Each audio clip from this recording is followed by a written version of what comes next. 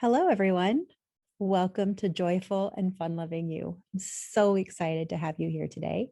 I'm Tiffany Kane, the founder of Love and Life After Divorce. For those of you that don't know much about me, I am a happily divorced woman. I've been divorced about 7 years, and I've gone through a long process of self discovery and learning how to live a happy, full, joyful life after divorce. And I want to share what I've learned with you. And I'm going to continue learning because this is not a path, a journey that really ends. It's something where we need to continue learning and growing. And so I'm hoping to bring you on the journey with me. So, Joyful Fun Loving You is a little program that I created. It's the little introductory program, the juicy, fun, easy to get into this work program that I like to give everybody that joins our membership. I like to give them this opportunity to do this work and have fun with getting into their joyful side. I'm going to go ahead and share my screen so that I can show you our slideshow we've created today. Joyful and Fun Loving You. So the participants today went ahead and took this fun little survey, and you can do it too. This is still open and you can see the results as you add your information in here. This is one of those fun works of art that we can grow together. But I said, hey, how are you like an ice cream sundae? Look at this picture of this ice cream sundae. Isn't it insane? Isn't it wonderful? So I'm like an ice cream sundae because I'm going to go ahead and give you a second. Go ahead and log into that website. You can use the QR code. You can use your phone. Here is what the women in the group today came up with. They said, hey, I'm colorful, I'm sweet, I'm happy, I'm layered, I'm multifaceted, I'm joyful, I'm interesting, I'm one of a kind, I'm cool, I'm savory, I'm mixed, I melt, I'm complex, I'm mysterious. Love these things. And you know what? As women, we are all of these things. That brings us to what we're going to talk about today. Today, we're going to talk about getting in touch with our feminine energy. We're going to talk about the benefits of play. And yes, there are many benefits of play. We're going to talk about the 4 types of playfulness. And we're going to take some time to get in touch with your inner playful child. I love this quote. Life is playfulness. We need to play so that we can discover the magic all around us. And I love that there really is magic all around us if we take the time to notice it. And we have that playful spirit where we can identify it and enjoy it. So let's get into it today and see how we can be playful so that we can see that magic. Let's start with understanding the difference between feminine energy and masculine energy. Now, every human being on this planet has a mix of feminine energy and masculine energy. So this has nothing to do with being a man or a woman. These are just the different types of energies that we have. Masculine energy is a doing energy. It is what we use to get things done, to pay the bills, to manage those projects, to manage the people that we're in charge of, to get the kids to soccer practice and swim practice and ballet class, to make dinner, to buy the groceries. This is our doing energy. It's very outcome oriented. We need to solve those problems, get into action, plan for the future, and we give, we give, we give. It also is when we're giving opinions and advice. We may have those academic arguments. We may get involved in the definitions of things that get caught up in the semantics and the small parts. It's when we listen to somebody and we give our opinion on something, or we automatically give our advice on something. That's a very masculine thing to do. Like I said, masculine is not bad. It's doing energy. And we need an empowered masculine to be successful in life. We have to. But when masculine energy far outweighs our feminine energy, we feel very unbalanced. And this imbalance comes into feeling exhausted, tired, worn out, resentful, victimized, sad, depressed, because we're not able to fill ourselves up or take care of ourselves. And so that's where getting in touch with our feminine energy is so important. Now, feminine energy is the being energy. We live in a society that really values doing, achieving, becoming, succeeding, doing. And because we live in a society that values this so much, masculine energy usually far outweighs feminine energy. And a lot of times, people don't even really know what feminine energy is. In fact, in the coaching group I was doing today, they asked, "What is feminine energy?" I'm not even sure I know what it is. So, this feminine energy is the energy inside ourselves that is our being energy. It's when we're in our body, we're focused on connecting. We listen with empathy. Notice that's not giving advice, that's not giving opinions. We're empathetically listening. We have empathy for those around them. We can feel their feelings. We receive. It's that receiving energy. So when your significant other says, "Babe, let me open the door for you," or "Let me make you dinner tonight," or "Let me bring you a cup of tea," you're able to lovingly, graciously, and gratefully accept that energy coming towards you because you know it fills you up. When somebody brings you flowers, gives you a gift, you can accept it without saying, "Oh, I should have gotten you something. Darn it. I wish I had known you'd gotten me something. I would have gotten you something." Oh, you just went into masculine energy. Feminine energy is, "Oh, thank you. These flowers are beautiful. Let me smell them. Oh, look at the colors. Oh, let me arrange them in a vase. Look how beautiful they are. They bring me so much joy." That's receiving. It fills you up. Very in the moment. It's here and now. We're not worried about the future. We're not worried about the past. We are here and present. And isn't this a gift? Isn't this a gift? Being present with the people that you're around, being present with your children as they're talking to you, as they're playing with you. I mean, raise your hand. Both of mine are up. If you've ever been in a situation where your children are talking to you and you're going, yeah, but in your head, you're thinking, "Okay, I need to put laundry in. All right, I need to make sure the chicken is thawing for dinner.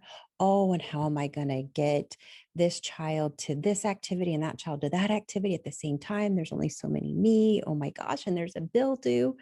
And all the while, your sweet child just wants to tell you a story about something that happened in school today. So, if you're able to give them the gift of shutting all that doing brain off and just being here in the now and present in the moment, then you're giving them a gift. This feminine energy is all about the five senses, all about the five senses. We're going to do a little activity in a moment with the five senses. It's your intuition. So masculine brain says you should. You should be doing laundry. You should be paying bills. You should be getting that report done. You should be answering these emails. Should. And like I said, there's nothing wrong with masculine energy because, yes, we need to get those things done. But feminine energy is your intuition, being aware of your emotions, saying, "I'm really tired right now.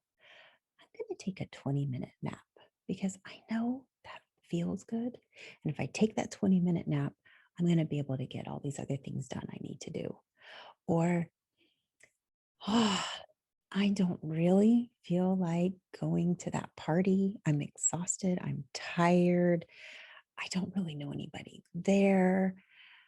Instead of I should go because it's a good networking event, I'm going to say, you know what? I'm going to honor who I am right now and I'm going to take a bubble bath. And you're going to honor where you're at.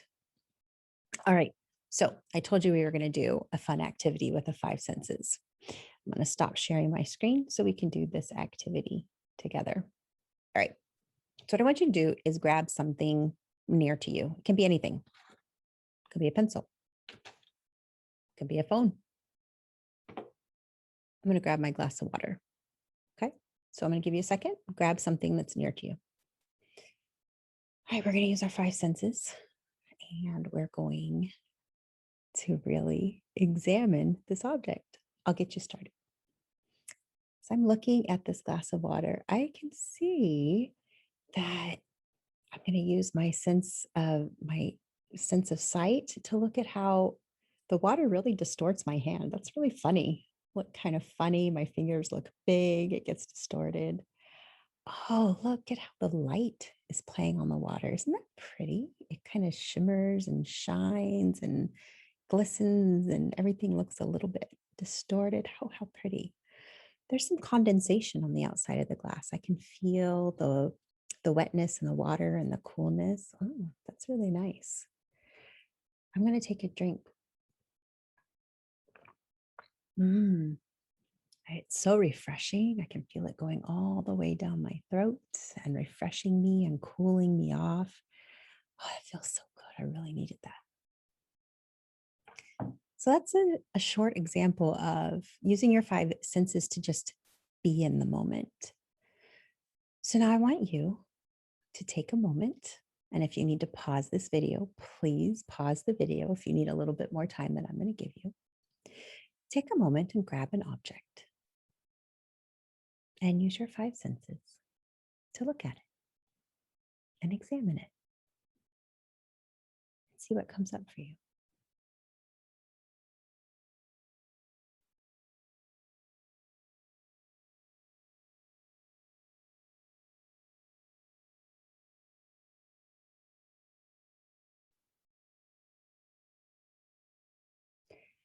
So today, one of the group coaching clients that I had a blue pen. And it was just a simple blue pen. And she ended up having so much joy in this pen. She said, I'm going to take this pen with me everywhere. It's so pretty. And I love the shape and the curve. And I never noticed this pen before. I've used this pen so often and I never noticed how much I love it and how fun it is. And immediately as she started talking about the pen, her playfulness and her joyfulness came out. Another client had kind of a clamp. She's a photographer and she used this clamp to clamp things. And it's something that she's used in her business for years. And she started playing with it and said, wow, I never really realized it looks like a fish. And oh, it's really fun to clamp. And I notice every time I pick one of these up, I clamp it. I don't know why. And she just started having fun with it and using it as like a little character. And immediately, in using her five senses, she started having fun with this everyday object that she's been with her whole life or her whole business life, working life. So, this is a very simple, very small activity that you can use anytime you feel your masculine energy taking over and you feel that heaviness, that frustration, that resentment, that victimized feeling. Maybe you're yelling at your kids to clean the house. Why won't anybody clean the house? Take a moment, grab a glass of water, or pick up that pen, which I just dropped mine. Pick up that pen and say, all right, I'm going to use my five senses. And what that actually becomes is a meditation. Believe it or not, playfulness is a meditative act because you have to be so present in the moment that it is very similar, it has similar benefits for your brain and your body as meditation. Who knew? And it's so fun. All right, I'm going to share my screen again.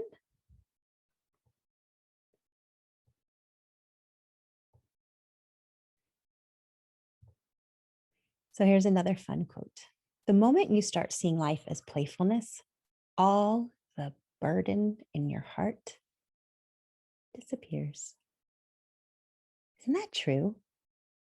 When we start seeing those difficult moments and those painful moments as playfulness, we can have fun instead of, you need to clean this up now, which I've done a lot.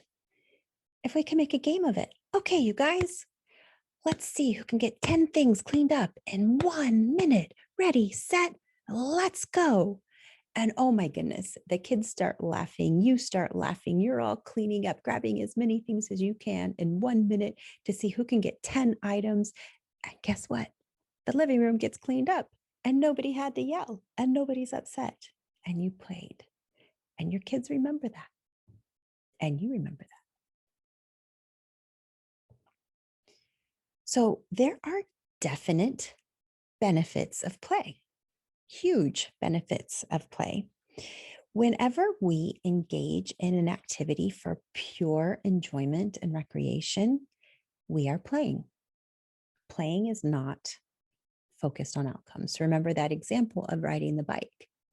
So, outcome oriented is I need to ride 10 miles to burn 300 calories today and get my exercise in so that my Apple Watch doesn't yell at me today. That's outcome oriented masculine energy exercising, which has a place. That's not bad, but it's not playfulness. Playfulness is I'm going to get on my bike and I'm going to ride around and I'm going to take my time and see who I see and chat and stop to smell the roses and pet the dog and enjoy the moment. And that fills us up. So, what does playfulness do for us? It fuels our creativity. If we're too much in our masculine energy and we're doing, we have a very hard time creating. And I don't know about you, but most jobs have a creative element to them, even if it's creative problem solving. We need to be in touch with our creative side. And if we lose our feminine energy, then that creativity becomes very difficult to tap into because play is naturally creative and innovative. When we play, we are connecting. So this can even happen at work. Bringing in a playful activity builds those connections with people at work so then they can creatively problem solve. And remember, we're finding joy in the process as we're playing, which again fuels that creativity because we're not worried about it getting messed up. Maybe we're creating a beautiful picture with shells and blocks, and then we mess that up. Or I think of an Etch-a-Sketch where it's so fun to create the drawing and then you shake it and it's gone. So we're not worried about the outcome. It improves brain function. We talked earlier about the synapses being created in the brain. Brains are amazing things. We talked about this in my group. Very brilliant women were in my group coaching call today that use their brains often, use their brains a lot. But when we use our brains for the same things all the time, our brain will start getting rid of connections it doesn't need. You see, the brain is a very efficient organ. It's the organ that uses the most energy in our body. And therefore, the brain has adapted to say, well, if I don't need to use this energy to do this thing, I'm not going to. And so these synapses, these connections for things that we don't use anymore will start going away. Creativity creates novel experiences that creates new connections in your brain and solidifies old connections in your brain. So for example, I'm learning how to roller skate. I'm terrible at it. I'm terrified, but I'm having fun. And if you follow me on Instagram, you'll see me getting out there and getting all wobbly on my skates. What am I doing? I'm improving my balance. So I'm making connections in my brain that have to do with my balance. I'm making connections in my brain that have to do with going through challenging areas and not falling down and really having to pay attention, talk about needing to be present. And so there's connections in my brain being made for those things. And I'm laughing and I'm making friends as I go along because everybody loves my rainbow colored roller skates. And so we're making connections as we go along. These are the benefits. It improves relationships. So relationships improve when there is an element of vulnerability. Take a drink of water real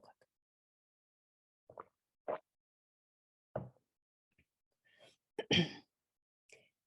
Brene Brown talks about how joy is actually a very vulnerable state. Happiness is a very vulnerable state. She gives an example in one of her books about looking at her sleeping child. I think we can all relate with this. Looking at her sleeping child and looking at the magical perfection of this sweet, innocent, soft creature sleeping. And oh, even the craziest kid looks so gorgeous when they're sleeping, don't they? And she tells the story of looking at her child as her child's sleeping and having this insane outpouring of joy and love and happiness. And then almost instantly, these terrible thoughts of what if? What if my child doesn't wake up in the morning? What if something happens to this child? What if, what if, what if, what if? And these horrible what ifs that then take her joy away. And do you know why that happens? Because joy is so vulnerable. When we are happy and joyful, we are open, we are vulnerable, we are connecting, we are using our empathy. We're not armored and guarded. And in doing that, we're very vulnerable. Well, vulnerability creates strong connections and strong relationships, and we're able to connect with people on a much deeper level. And people are attracted to confidence. It takes a lot of confidence to be that vulnerable and to be that open. Plus, laughing with somebody and having fun with somebody and doing joyful activities with somebody releases all of these feel-good hormones within our body that connect us. That's why if you can go on a date and do something fun like riding a bike or roller skating or, I don't know, axe throwing, doing these activities where you laugh and you feel silly, those actually connect you better than sitting and having a drink with somebody. And another benefit of play is it makes you more attractive to the person who wants to date you, to your significant other or potential significant other. There was a study done by Penn State University where they had all of these qualities and they had men and women rank the qualities of their significant other and what qualities they'd like to find. And guess what? The number one quality was for men, sense of humor. Number two for women to look for in their mate, sense of humor. Number three for both men and women was a fun-loving spirit. And number four for women and number five for men was playfulness. So in three of the top five qualities that both men and women look for in the mate is this playfulness.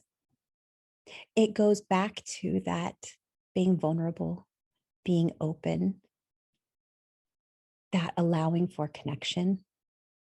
It also goes to an evolutionary need for women to feel that the men in their lives are not going to harm them or harm their babies. You can imagine an early human, this was very important. It also, for men to have a joyful, youthful mate, that has to do with reproduction and all of that. And so, even though dynamics have changed in our modern world, and we may not be quite as worried with reproduction and is he going to bash my head in as much as we may have been in caveman times, um, these are still very inherent elemental feelings that we have and that we want in a mate. So it makes you more attractive.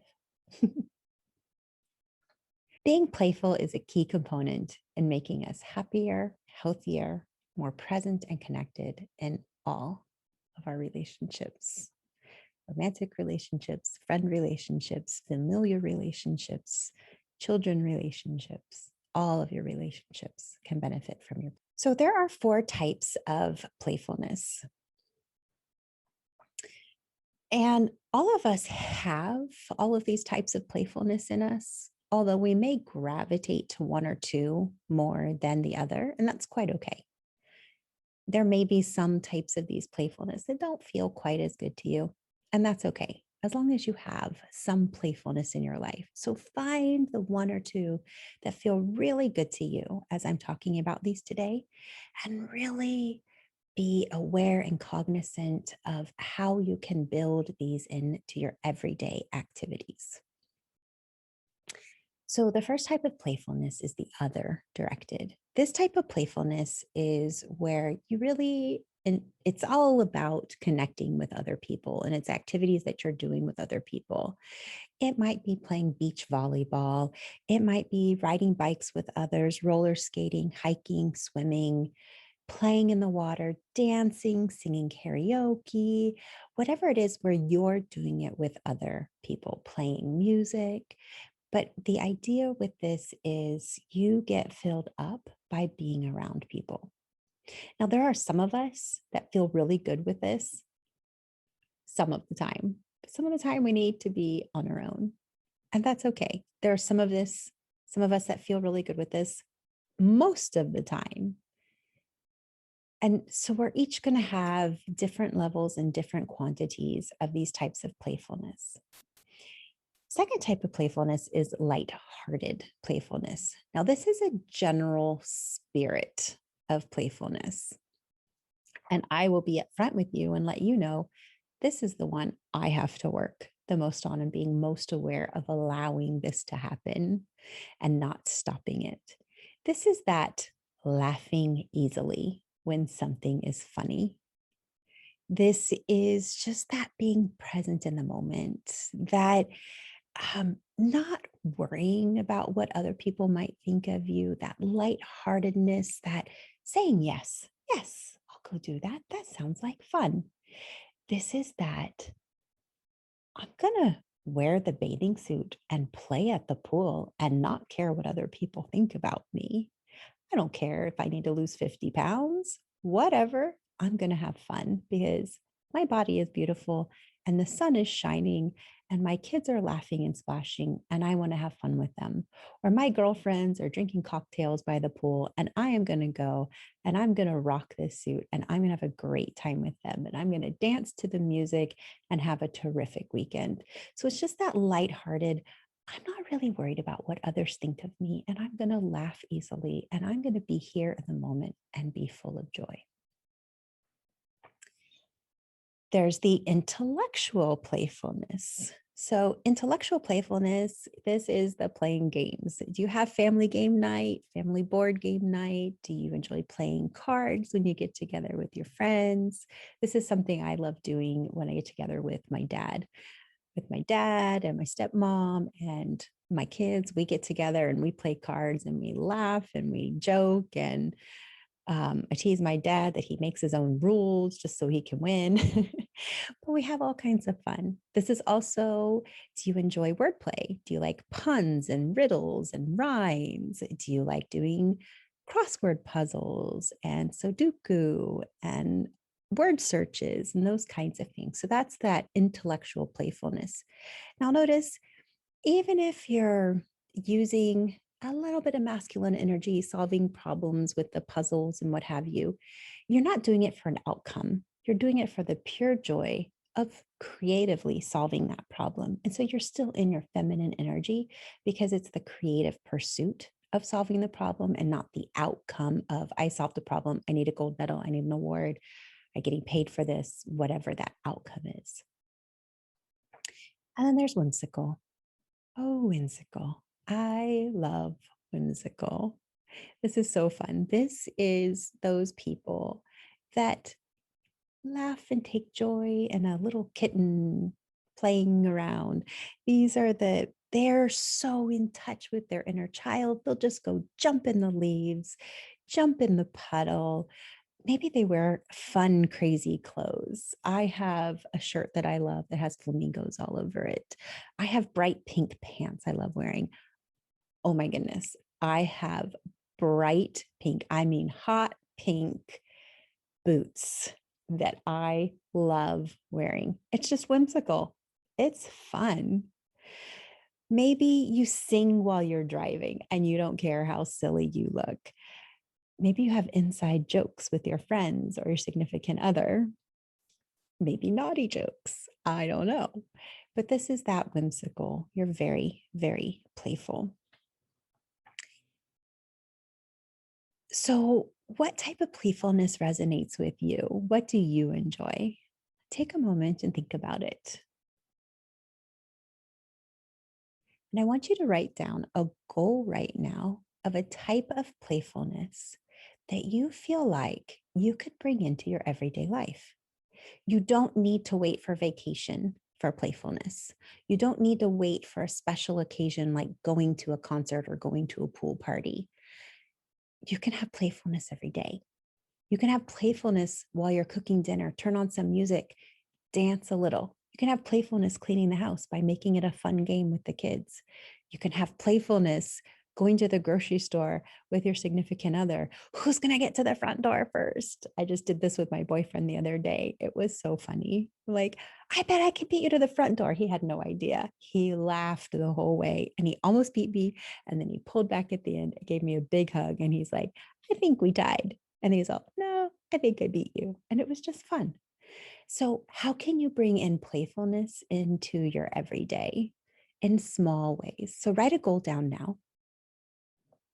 And what I want you to do is go into our group and write down, show us, take a picture of you being playful and post it. Or go to my Instagram and tag me in something where you're playful. We want to see you being playful and lighthearted.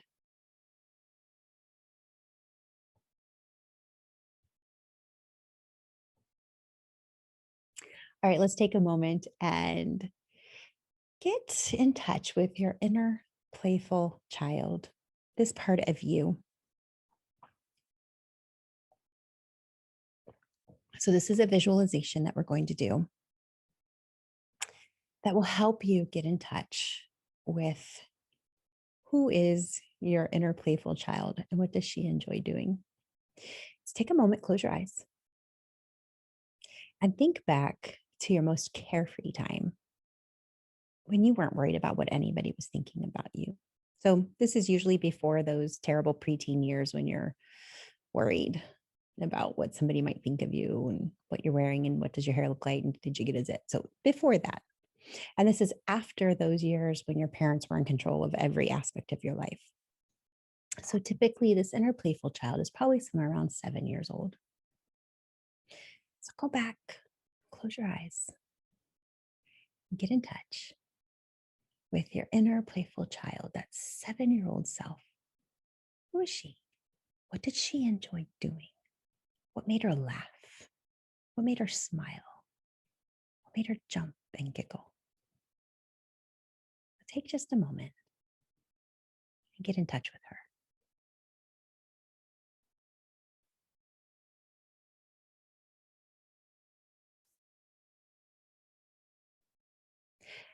And now, what I want you to do, now that you're in touch with her, hug her. Say, hello, so good to see you. I lost you as I was growing up, as I got busy, went into adulthood. I lost you, but now I found you. Hello, welcome. We're going to have fun together. And I want you to let her know. Tell her, please help me to have fun. Please remind me to be joyful. Please bring playfulness into my everyday.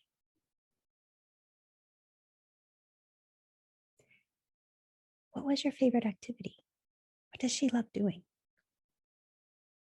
So now that you've welcomed her and you've hugged her and you've brought her in and told her you want her to be a part of your everyday, make sure you do that. Consult her as you're going throughout your day.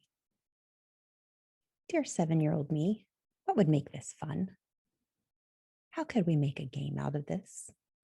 How can I laugh about this? Even terrible things we can laugh about eventually.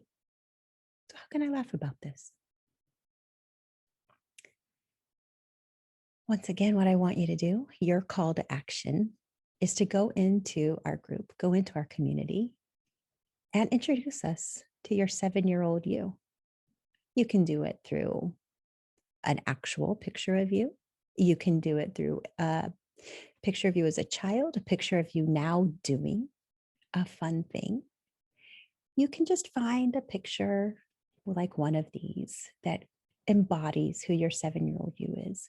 And please bring her to the group, introduce her to the group, and let us know how she's going to bring joy into your everyday. How are you going to allow her to be a part of your everyday? I want to thank you, beautiful women, for being on this journey, for being so open and vulnerable and brave and courageous to join our community and to show up and to take charge of living this beautiful life. There's a lot of challenges and difficulties that can come with the process of divorce, going through the separation, the anxiety and sadness of divorce, and then finding your life after. It's not always easy, but we're here for you. We're going to help you find the joy. We're going to help you find yourself. We're going to help you love your life and help you find love in your life. I hope you have a beautiful day and you find time to play.